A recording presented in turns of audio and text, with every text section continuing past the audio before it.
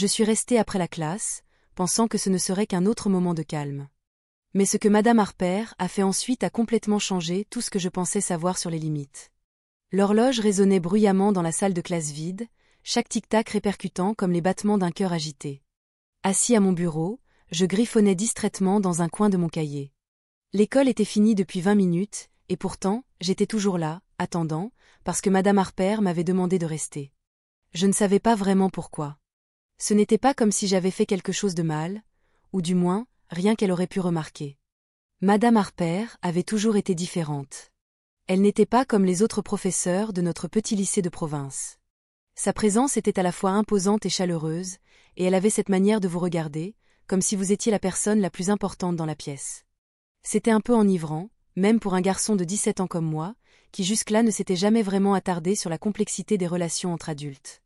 Mais Madame Harper n'était pas n'importe quel adulte. Elle avait cette étincelle, cette aura qui faisait d'elle le sujet de plaisanteries murmurées et de regards furtifs parmi les garçons de la classe. Mais maintenant, assis seul dans cette salle silencieuse, ces blagues ne me semblaient plus aussi drôles. L'air était lourd, chargé de quelque chose que je n'arrivais pas à définir. J'ai entendu ses talons avant de la voir. Clac, clac, clac, clac. Le bruit était délibéré, mesuré. Elle est entrée dans la pièce, sa silhouette se dessinant contre la lumière tamisée du couloir. Sa présence a immédiatement rempli l'espace, comme une charge électrique. « Michael », dit-elle, sa voix douce, presque trop douce. « Merci d'avoir attendu. »« Pas de problème », répondis-je en me tortillant sur ma chaise, ma voix légèrement brisée, trahissant une nervosité dont je n'avais même pas conscience.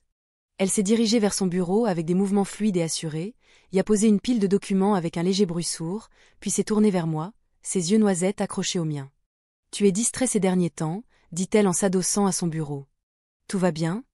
La question m'a pris au dépourvu. « Distrait ?» Oui, bien sûr, je rêvassais parfois. Qui ne le faisait pas? Mais la manière dont elle l'a dit, comme si elle m'avait observé spécifiquement, c'était à la fois troublant et flatteur. « Je vais bien », répondis-je en haussant les épaules. « Juste l'école, tu sais. Les examens approchent, beaucoup de pression. » Elle hocha la tête, son regard ne vacillant pas. « Tu es un garçon intelligent, Michael. Tu as du potentiel. Mais j'ai l'impression que tu te retiens, comme s'il y avait quelque chose que tu ne disais pas. » Ma gorge s'est serrée. Que cherchait-elle à savoir? Est-ce qu'elle savait quelque chose? Mon esprit s'emballait, repassant en boucle les événements des dernières semaines, voire des derniers mois, essayant de comprendre ce qui aurait pu attirer son attention sur moi. Non, balbutiai-je. Tout va bien, vraiment. Elle inclina légèrement la tête, m'étudiant comme si elle pouvait voir à travers mes mots. Le silence s'est étiré, pesant. Juste au moment où je pensais ne plus pouvoir le supporter, elle sourit. Un sourire doux, presque complice. D'accord, dit-elle en se redressant. Mais si jamais il y a quelque chose, tu sais que tu peux m'en parler, n'est-ce pas? Je hochai la tête, incertain de ce que je devais répondre. Ce moment aurait dû être rassurant, mais au lieu de ça, il semblait chargé. Bien, ajouta-t-elle en se dirigeant vers le tableau blanc pour effacer les traces de la leçon du jour. Parce que parfois, ça aide d'avoir quelqu'un à qui parler. Quelqu'un qui comprend. Je l'observais, la courbe de son dos lorsqu'elle tendait le bras pour atteindre les parties les plus hautes du tableau, la manière dont ses cheveux retombaient sur son épaule. Mon cœur battait plus fort. Mais pourquoi? Ce n'était qu'une conversation normale, non? Mais alors, quelque chose changea. « Michael », dit-elle soudainement en se retournant vers moi. Son expression était différente à présent. Plus grave. Presque suppliante. « Je peux te demander une faveur? » « Une faveur? » Erbtaille, perple. Bien sûr, laquelle? Elle s'avança vers moi, ses talons résonnant doucement sur le sol carrelé, et s'arrêta à quelques pas seulement. Ses mains étaient jointes devant elle, et pour la première fois, elle paraissait hésitante. « J'ai besoin de ton aide pour quelque chose, » murmura-t-elle, sa voix plus basse maintenant. « C'est compliqué, mais j'ai besoin de savoir que je peux te faire confiance. » La confiance. Mon esprit tournait à toute vitesse. Qu'est-ce qu'une professeure pouvait bien attendre d'un lycéen comme moi, sans pouvoir ni influence? Et pourquoi semblait-elle si désespérée? D'accord, répondis-je prudemment. De quoi s'agit-il? Elle hésita, mordillant sa lèvre, un geste que j'avais vu 1 million de fois auparavant, mais jamais comme ça. C'était une hésitation qui me fit me crisper, qui rendit l'air de la pièce encore plus lourd qu'il ne l'était déjà. Ce n'est pas quelque chose dont je peux parler ici, finit-elle par dire, ces mots soigneusement choisis. Pas comme ça. Elle marqua une pause avant d'ajouter. Est-ce que tu pourrais me retrouver après les cours demain? Quelque part, en privé? Privé. Les sirènes d'alarme retentissaient dans ma tête. C'était bizarre. Quelque chose clochait. Mais en même temps, une partie de moi, une partie dont je n'étais pas fière, était intriguée. Curious. Flattée, même. Pourquoi moi? Demandai-je, essayant de paraître détendue. Ses yeux s'adoucirent, et elle fit un petit pas en avant.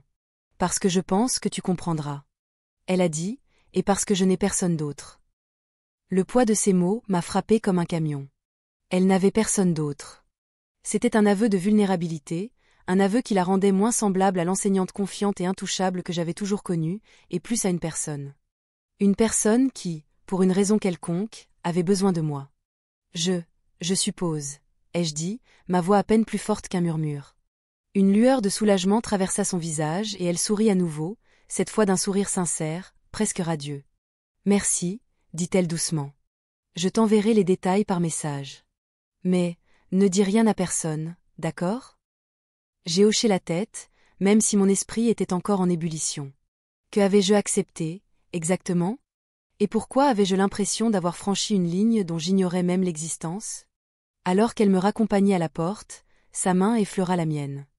Un contact fugace, mais qui envoya une décharge à travers tout mon corps. Je la regardai, mais elle ne dit rien. Elle ne me regarda même pas. Comme si rien ne s'était passé. Mais c'était arrivé. Et je ne pouvais pas arrêter d'y penser. Toute la soirée, sur le chemin du retour, puis encore dans mon lit, les yeux fixés au plafond, ces mots tournaient en boucle dans mon esprit. J'ai besoin de savoir que je peux te faire confiance. Que voulait-elle dire par là? Que étaient-ce qui étaient si importants qu'elle ne pouvait pas en parler à l'école? Et pourquoi m'avait-elle choisi, moi? Le sommeil mit du temps à venir. Et quand il vint enfin, il fut agité.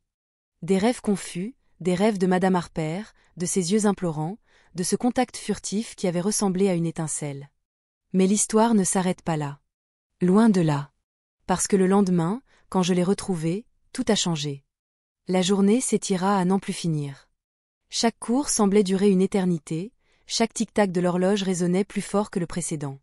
Mon estomac se nouait sous le poids mêlé de l'anticipation et de l'appréhension.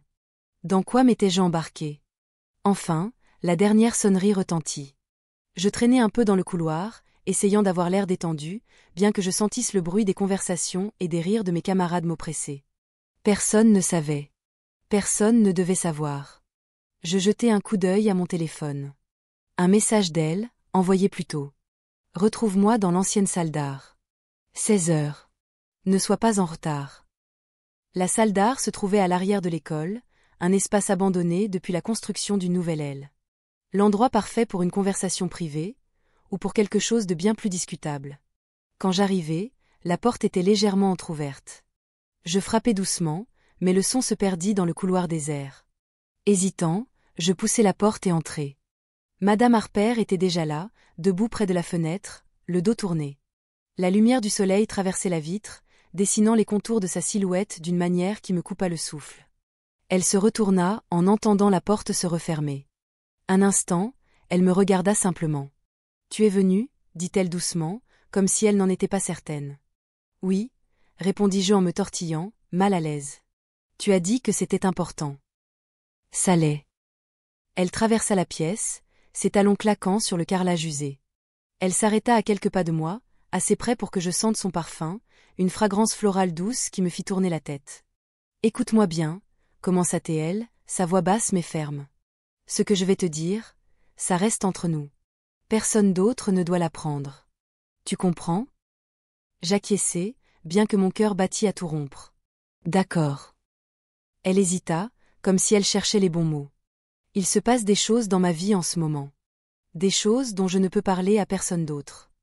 Je pensais pouvoir gérer seule, mais je n'y arrive pas. » Sa voix se brisa légèrement sur ces derniers mots, et elle détourna le regard. Sa façade s'effritait, juste un instant. « Madame Harper » soufflai-je en m'approchant sans même m'en rendre compte. « Tu peux me parler. Je veux dire, si tu me fais confiance, je ferai tout ce que je peux pour aider. Elle posa de nouveau son regard sur moi. Ses yeux étaient brillants, mais déterminés. Je ne sais pas pourquoi je te fais confiance, Michael. J'ai juste l'impression que je peux. Et ça me fait peur. Ces mots flottèrent dans l'air, lourds et chargés d'électricité. Je voulais dire quelque chose, la rassurer. Mais avant que je ne trouve les mots, elle tendit la main et posa doucement ses doigts sur mon bras. La chaleur de son contact me traversa comme une décharge, et quand nos regards se croisèrent, quelque chose d'indicible passa entre nous. « Madame Harper » commençai-je, mais ma voix s'évanouit lorsqu'elle se rapprocha encore. Sa main était toujours sur mon bras.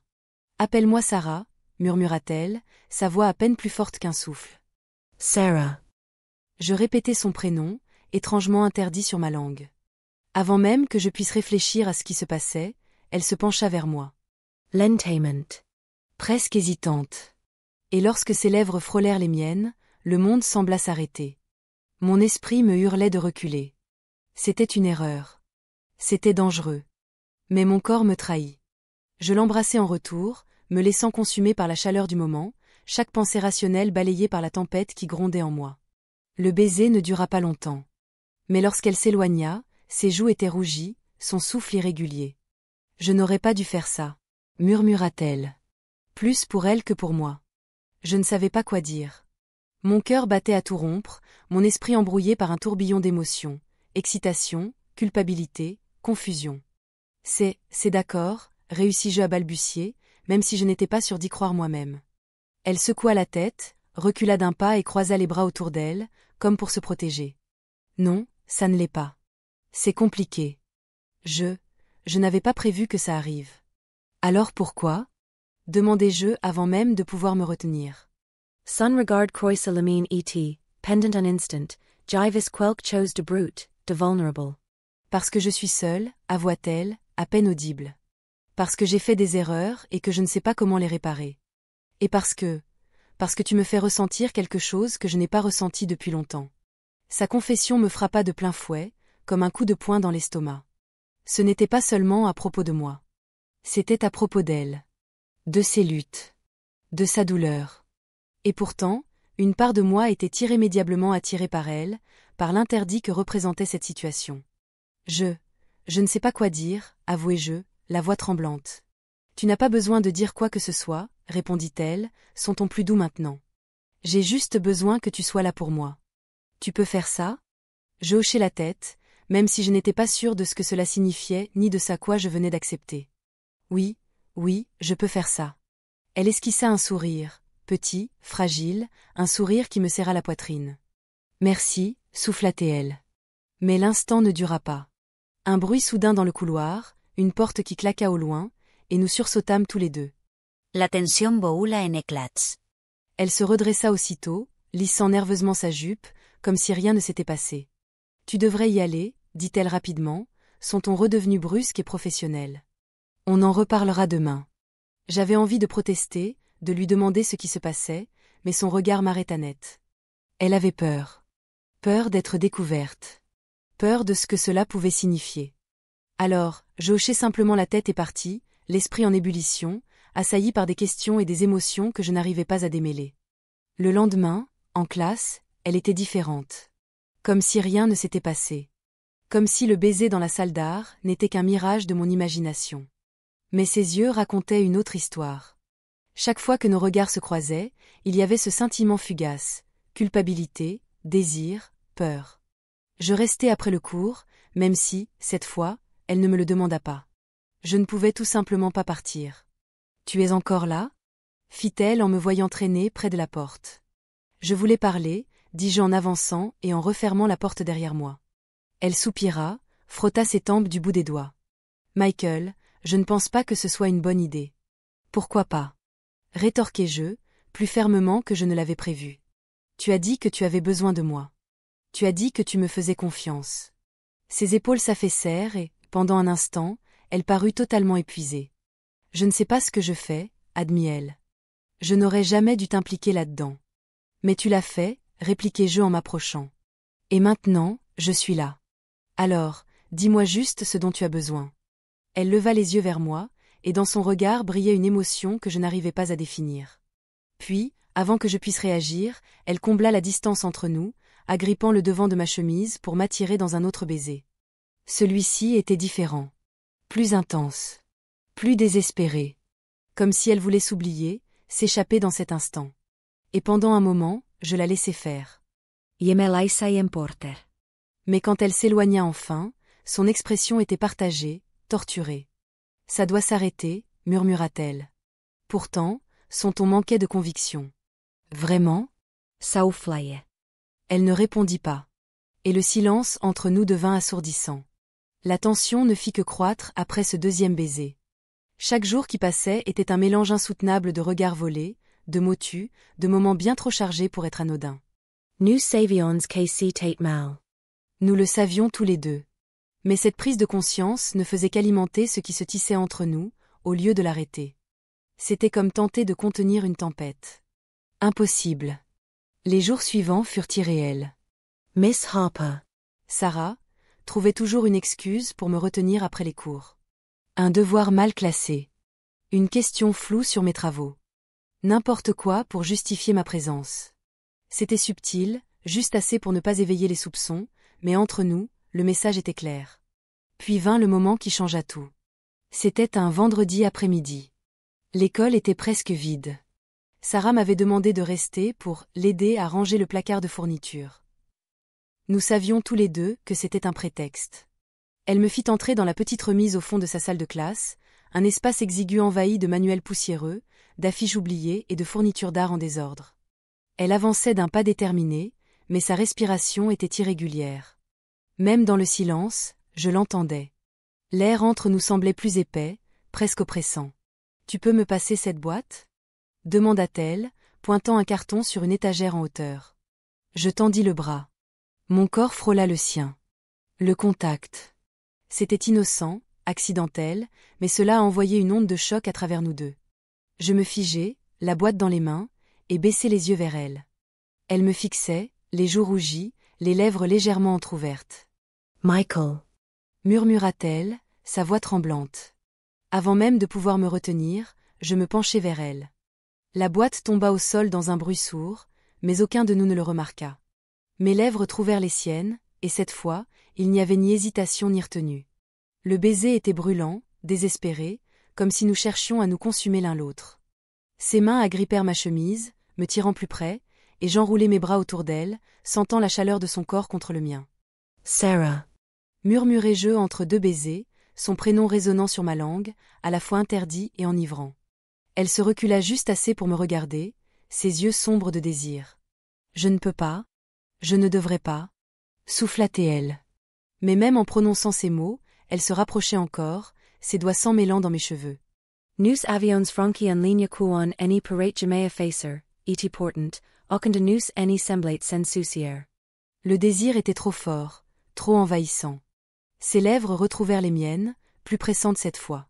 L'espace exigu du placard de rangement semblait rétrécir encore plus alors que nous nous abandonnions à cette attraction irrésistible. Chaque touche, chaque baiser était électrique, comme si nous étions en feu et incapables de l'éteindre. « Michael. » halta-t-elle, ses mains glissant sur mes épaules. « On doit arrêter. » Mais je ne la laissai pas finir. Je l'embrassai de nouveau, mon cœur battant si fort que j'étais sûr qu'elle pouvait l'entendre. À ma grande surprise, elle ne recula pas. Elle se fondit contre moi, son corps pressé contre le mien, comme si elle cherchait à combler un vide qu'elle ne pouvait plus ignorer. Le temps sembla s'effacer. Je n'avais aucune idée de combien de temps nous étions restés là, emmêlés l'un dans l'autre, dans ce petit espace à peine éclairé. Tout ce que je savais, c'est que je ne voulais pas que cela se termine. Mais finalement, elle se recula brusquement, le souffle court, les joues en feu. « C'est insensé, » dit-elle en passant une main dans ses cheveux. « On ne peut pas. On ne devrait pas. Alors pourquoi on continue ?» demandai-je, ma voix douce mais ferme. Elle me regarda, les yeux remplis d'un mélange de culpabilité et de désir. « Parce que je n'arrive pas à m'en empêcher. » avoua-t-elle. « Tu me fais me sentir vivante d'une façon que je n'ai plus ressentie depuis des années. » Ces mots me percutèrent comme un train lancé à toute vitesse. Il y avait tant de vulnérabilité en eux, tant d'émotions brutes, et pourtant, ils ne faisaient que renforcer mon envie d'elle. « Sarah. » dis-je en m'approchant. Je ne veux pas arrêter. Je ne peux pas. Elle hésita, son regard dérivant vers la porte, comme si quelqu'un pouvait entrer à tout moment. Mais l'école était vide. Il n'y avait que nous, seuls dans cet instant à la fois effrayant et grisant. Je ne sais pas comment faire. Murmura-t-elle enfin, presque trop bas pour être entendue. Je ne sais pas comment te vouloir ainsi et rester moi-même. Alors ne pense pas à ça, répondis-je, mes propres paroles me surprenant. Sois juste ici, avec moi. Pendant un instant, j'eus peur qu'elle recule, qu'elle mette fin à tout avant que cela ne devienne encore plus incontrôlable. Mais au lieu de ça, elle réduisit à nouveau la distance entre nous, ses lèvres trouvant les miennes avec encore plus d'intensité qu'auparavant. Le désir entre nous était insatiable, un brasier incontrôlable. Chaque baiser, chaque caresse nous entraînait un peu plus loin sur un chemin sans retour, et aucun de nous ne voulait s'arrêter. Au fil des jours, notre secret devint plus lourd, mais notre besoin l'un de l'autre aussi. Nous trouvions des moyens de voler des instants en cachette, peu importe le risque, un frôlement prolongé dans le couloir, un baiser furtif derrière une porte close. C'était imprudent, dangereux, mais nous étions déjà trop loin pour reculer. Une soirée, après que tout le monde soit parti, elle m'envoya un message. « Retrouve-moi en salle des profs. » C'est ouvert. Mon cœur s'emballa alors que je traversais les couloirs vides, mais pas résonnants dans le silence. La salle était faiblement éclairée, les stores baissés. Elle m'attendait, assise au bord d'une table, les bras croisés, comme si elle tentait de se contenir. Quand elle me vit, son expression s'adoucit. « Je n'aurais pas dû te demander de venir, dit-elle, mais elle n'avait pas l'air convaincue. « Mais tu l'as fait, répondis-je en refermant la porte derrière moi. Et je suis là. » Elle se leva, hésitante, mais lorsque je tendis la main vers elle, elle ne recula pas. Nos lèvres se retrouvèrent une fois de plus, et cette fois, c'était différent. Il y avait toujours cette faim, ce besoin désespéré, mais aussi quelque chose de plus profond. Comme une supplique. « Michael » murmura-t-elle contre mes lèvres, ses mains s'accrochant à ma chemise. « Ça ne peut pas durer. » « Alors ne pensons pas à ça maintenant, dis-je en l'attirant contre moi. Nous perdîmes à nouveau l'un dans l'autre. Le monde extérieur s'effaçait, ne laissant place qu'à ces instants volés où rien d'autre ne comptait. Pas les règles. Pas les conséquences. Juste nous. Mais, aussi fort que nous essayions de le nier, les murs se refermaient sur nous, et ce feu qui nous consumait finirait par nous détruire. Les jours suivants furent comme marcher sur un fil au-dessus d'un gouffre sans fond. Chaque regard échangé, chaque moment dérobé portait le poids de ce que nous avions fait. Et de ce que nous continuions à faire. Notre désir était devenu une force incontrôlable, une obsession impossible à refréner.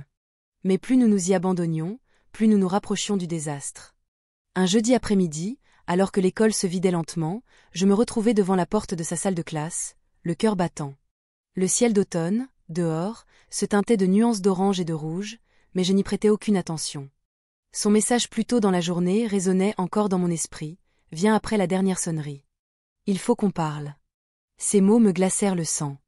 Nous étions sur le fil du rasoir depuis des semaines, et je sentais que quelque chose changeait, quelque chose de dangereux. Je suis entrée, refermant la porte derrière moi. Sarah était assise à son bureau, la tête entre les mains. Elle releva les yeux en m'entendant entrer, ses prunelles lourdes de quelque chose que je n'arrivais pas à cerner. De la culpabilité? De la peur? Et une ombre de résignation. Tu es venue, dit-elle doucement, se levant alors que je m'approchais. Bien sûr, ai-je répondu, bien que ma voix soit empreinte d'inquiétude. Qu'est-ce qu'il se passe? Elle hésita, ses doigts crispés sur le rebord du bureau. Michael, on doit arrêter, dit-elle, ses mots tranchant l'air comme une lame. Arrêter? Répétai-je, le ventre noué. De quoi tu parles? Ça, dit-elle en désignant l'espace entre nous. Peu importe ce que c'est, ça doit s'arrêter. Ces paroles furent comme un coup de poing dans l'estomac. Je fis un pas en avant, ma voix montant malgré moi. Tu ne penses pas ce que tu dis. Si, insista-t-elle, bien que sa voix tremblante la trahisse. Ce n'est pas bien. Ça ne l'a jamais été. Alors pourquoi tu as laissé faire?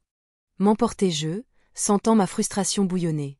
Pourquoi tu n'as pas arrêté plus tôt, si tu savais que c'était mal? Son expression se fissura, et pendant un instant, j'ai cru qu'elle allait pleurer. Parce que je suis faible, avoua-t-elle. Parce que je suis égoïste. Mais je ne peux plus continuer, Michael. On va se faire prendre. Et si ça arrive?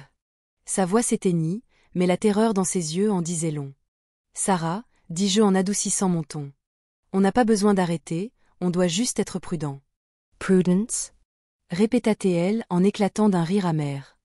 Il n'y a pas de prudence possible dans une situation comme celle-ci. Ce n'est qu'une question de temps avant que quelqu'un découvre tout, et quand ce sera le cas, ça nous détruira tous les deux. Tu ne nous laisses même pas une chance, plaidai-je, le cœur battant. On peut trouver une solution, ensemble. Elle secoua la tête, les yeux brillants de larmes. Michael. Tu n'es qu'un gamin. Tu ne comprends pas ce qui est en jeu. Ces mots me frappèrent, mais je refusai de reculer. Je ne suis pas un gamin, rétorquai-je fermement. Tu n'as pas le droit de décider à ma place. Un silence électrique s'abattit sur la pièce, l'air chargé d'une tension presque palpable. Je pouvais voir le conflit dans ses yeux, la bataille intérieure qu'elle menait contre elle-même. Elle voulait me croire, céder à ce lien invisible qui nous tirait l'un vers l'autre, mais la peur l'emportait. Et je pouvais la sentir s'éloigner. S'il te plaît, soufflai-je en attrapant ses mains dans les miennes. Ne fais pas ça. Son regard Vasila, iti pendant en fraction de seconde, elmi regarda comme sajetais la seule chose que la retenait de sombre. Mais aussi vite que cette vulnérabilité était apparue, elle disparut, remplacée par une détermination froide et implacable. C'est fini, dit-elle en retirant ses mains. Et maintenant, je veux que tu partes. Je la fixai, la gorge serrée par un mélange de colère et de chagrin. Tu ne le penses pas? Michael, pars, insista-t-elle, sa voix tremblante. S'il te plaît. J'hésitai, chaque fibre de mon être criant de rester, de me battre pour elle. Mais son regard me fit comprendre que j'avais déjà perdu. Sans un mot de plus, je me retournai et sortis. La porte claqua doucement derrière moi. Je ne rentrai pas chez moi cette nuit-là. Au lieu de ça, j'arpentais les rues désertes, l'esprit en ébullition. Je ne pouvais pas laisser tout se terminer ainsi. Je ne le voulais pas. Sarah avait peur, mais elle ne pensait pas ce qu'elle avait dit. J'en étais convaincue. Elle avait autant besoin de moi que moi d'elle. J'avais pris ma décision. J'allais la revoir, arranger les choses, lui prouver que tout cela pouvait fonctionner. Le lendemain, tout s'effondra. Comme d'habitude, je me rendis à sa salle de classe après les cours. Mais cette fois, la porte était verrouillée. Les lumières étaient éteintes. Un frisson d'angoisse me parcourut. Je sortis mon téléphone et lui envoyai un message. « Où es-tu? Il faut qu'on parle. » Pas de réponse. Je tentai de l'appeler, mais je tombai directement sur sa messagerie. La panique commença à m'envahir, mon esprit imaginant les pires scénarios. Quelqu'un avait-il découvert la vérité? Avait-elle été renvoyée? Mon estomac se noua à cette pensée. Mais alors que je m'apprêtais à partir, je l'aperçus. Elle marchait vers le parking, son sac jeté sur l'épaule. Un soulagement immense m'envahit et je me précipitai vers elle. « Sarah !» l'appelai-je, ma voix résonnant dans le parking vide. Elle s'arrêta net, puis se tourna vers moi. L'expression sur son visage me cloua sur place. Ce n'était pas seulement de la peur. C'était de la terreur. « Michael !» souffla-t-elle d'une voix pressante. « Tu ne peux pas être ici. »« Je devais te voir, » dis-je en m'approchant. « On doit parler. »« Il n'y a rien à dire, » rétorqua-t-elle, jetant des regards inquiets autour d'elle. « C'est fini, je te l'ai dit. »« Tu ne le penses pas ?» insistai-je, la gorge serrée. « Tu as juste peur. »« Bien sûr que j'ai peur. » éclata-t-elle, sa voix brisée. « Tu as la moindre idée de ce que ça pourrait me coûter? De ce que ça pourrait te coûter? Alors trouvons une solution, ensemble. » Arrête. Sa voix était glaciale, son regard brûlant. « Tu ne comprends pas, Michael. Ce n'est pas juste une question de nous. Si quelqu'un découvre la vérité. » Elle s'interrompit, sa voix tremblant sous l'émotion. « Personne ne découvrira rien, » plaidai-je désespérément. « On fera attention, je te le promets. » Elle secoua la tête, des larmes roulant sur ses joues. « C'est trop tard, » chuchota-t-elle. Avant que je ne puisse répondre, des bruits de pas résonnèrent derrière moi. Je me retournai et vis un autre professeur, M. Richards, S. approacha. Son expression était un mélange de suspicion et de confusion. « Sarah » dit-il en nous regardant tour à tour. « Tout va bien ici ?» Elle hésita, me lança un dernier regard, puis se tourna vers lui. « Oui » répondit-elle rapidement. Michael s'en allait justement. J'ouvris la bouche pour protester, mais son regard insistant me réduisit au silence. « D'accord » murmurai-je, reculant. « M. » Richard me suivit du regard tandis que je m'éloignais, ses yeux plissés d'un doute grandissant. Et je sus, à cet instant précis, que tout venait de s'écrouler. Ce moment m'a anéanti. Cette nuit-là, je n'ai pas pu dormir. Chaque fois que je fermais les yeux, je voyais son visage, sa peur, son désespoir. Elle m'échappait, et je ne savais pas comment l'arrêter. Les conséquences ont été rapides et brutales. Les rumeurs se sont propagées comme une traînée de poudre, et il n'a pas fallu longtemps avant que la vérité n'éclate. Sarah a été renvoyée, sa carrière réduite en cendres. Quant à moi, il ne me restait plus qu'à ramasser les morceaux d'une vie qui ne serait plus jamais la même. Mais même après tout cela, je ne peux pas me résoudre à le regretter. Car, pendant un bref instant, nous avons eu quelque chose de réel. Quelque chose qui défiait les règles, les conséquences et le chaos qu'il a laissé derrière lui. Le visage de Sarah était gravé dans mon esprit alors que les événements se déroulaient. Au moment où M. Richard a fait irruption dans la pièce, ses mains tremblantes se sont tendues, comme pour me protéger. Elle a essayé de parler, de détourner les accusations, mais sa voix s'est brisée sous le poids de sa fureur. Ma poitrine s'est serrée lorsque j'ai compris ce qu'elle s'apprêtait à faire, endosser la faute pour me protéger. Michael s'en allait juste, balbutia-t-elle, la voix vacillante. Il ne se passe rien ici. Mais ces mots sonnaient creux. La tension entre nous était évidente. Le regard de M.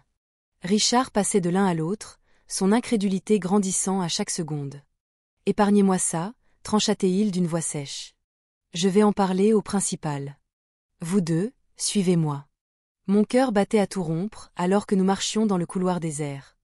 Sarah avançait d'un pas raide, le regard fixé au sol. Je voulais dire quelque chose, n'importe quoi, pour apaiser sa peur, mais aucun mot ne venait. Pour la première fois depuis le début de cette histoire, la réalité de ce que nous avions fait m'a frappé comme une vague dévastatrice. Le lendemain, Sarah était partie. Les murmures ont commencé avant même que la première sonnerie ne retentisse. À l'heure du déjeuner, toute l'école était en effervescence, remplie de rumeurs extravagantes sur ce qui s'était réellement passé entre nous. Certains la dépeignaient comme une prédatrice, d'autres comme une victime tragique prise au piège d'un scandale inévitable. Personne ne connaissait la vérité, mais cela ne les empêchait pas de spéculer. Quant à moi, j'ai dû affronter la tempête seule. Mes parents étaient furieux. Mes amis, déconcertés. L'administration scolaire ne m'a pas expulsée, mais m'a bien fait comprendre que j'étais sur un terrain glissant. Où que j'aille, je sentais le poids des regards accusateurs et des conversations chuchotées. Mais le pire, c'était de ne pas savoir où était Sarah. Elle n'avait pas cherché à me contacter, ni à s'expliquer, ni même à dire au revoir. C'était comme si elle avait disparu, ne laissant derrière elle que les ruines de ce que nous avions partagé. Les semaines sont devenues des mois, et le scandale a fini par s'effacer de la mémoire collective de l'école. Mais pour moi, la douleur persistait. Je repassais nos moments ensemble en boucle, tentant de comprendre comment quelque chose d'aussi intense, d'aussi dévorant, avait pu s'arrêter aussi brutalement. Puis, un jour, je l'ai vu. Je marchais en ville, les mains enfouies dans les poches de ma veste pour me protéger du vent glacial de l'hiver. C'était la fin d'après-midi, les rues étaient calmes, seulement troublées par le passage occasionnel d'une voiture. J'ai tourné un coin et elle était là, debout devant un café. Elle avait changé. Son regard autrefois lumineux était éteint, ses épaules voûtées sous un poids invisible. Elle ne m'a pas vu tout de suite. Mais quand nos yeux se sont croisés, elle s'est figée. « Michael » murmura-t-elle, sa voix mêlant surprise et regret. « Sarah » répondis-je, le cœur battant. « Je ne pensais pas te revoir. » Elle hésita, jetant des regards furtifs autour d'elle, comme si elle s'attendait à voir quelqu'un surgir et l'arracher à cet instant. « Je ne devrais pas être là, » dit-elle, la voix tremblante. « Ce n'est pas sûr. Ni pour toi, ni pour moi. »« Pas sûr ?» Erptaie, confus. De quoi tu parles ? Elle secoua la tête, les larmes lui montant aux yeux. J'ai fait une erreur, Michael. J'ai laissé les choses aller trop loin, et maintenant, j'en paye le prix. Nous en payons le prix. Tu n'as pas fait d'erreur, rétorquai-je fermement en m'approchant d'elle. On s'est juste aimé. Ce n'était pas mal. Son expression seducit, mais la tristesse don ses restate la même. Peut-être pas. Mais le monde ne le voit pas comme ça. Alors oublions le monde, dis-je, le désespoir s'insinuant dans ma voix. On peut encore arranger les choses, ensemble. Elle me regarda longuement, ses émotions se disputant sur son visage. Michael, chuchota-t-elle, la voix brisée. Je ne peux plus fuir. Je ne peux plus faire semblant de croire que ça peut marcher. C'est fini. Non, dis-je en secouant la tête. Ce n'est pas fini. Je ne laisserai pas ça se terminer comme ça. Mais elle reculait déjà, ses yeux brillants de larmes retenues. Tu dois me laisser partir, murmura-t-elle. Pour ton bien. Pour le mien. Et sur ces mots, elle s'éloigna, me laissant seule dans le froid, avec pour seule compagnie le fantôme de son toucher et l'ombre de ce qui aurait pu être. Des années plus tard, je pense encore à elle. J'ai obtenu mon diplôme, quitté la ville et construit une nouvelle vie. Mais peu importe le temps qui passe, je ne peux pas l'oublier. Je me souviens de la façon dont elle me faisait me sentir vivant, de la lumière dans ses yeux quand elle souriait. Parfois, tard dans la nuit, je rêve d'elle. Je rêve du goût de ses lèvres sur les miennes, de la chaleur de son étreinte, d'un monde où nous sommes enfin libres d'aimer sans jugement. Mais au réveil, la réalité me rattrape. Notre histoire n'était jamais destinée à avoir une fin heureuse. C'était une flamme qui a brûlé trop fort, consumant tout sur son passage. Et même si c'est fini, elle fera toujours partie de moi. Un souvenir doux amer d'un amour qui n'a jamais eu la moindre chance.